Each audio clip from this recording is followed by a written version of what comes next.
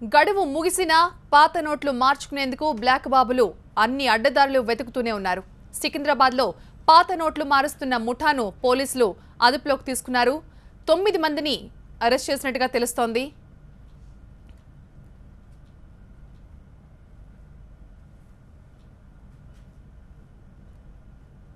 $4.42 కోట్ల పాత కరెన్సీ 500, 1000 రూపాయల నోట్లను పోలీసులు పట్టుకున్నారు. 9 మందిని దీనిలో అదుపులోకి తీసుకున్నారు. దానికి సంబంధించిన వివరాలు చెప్తున్నారు.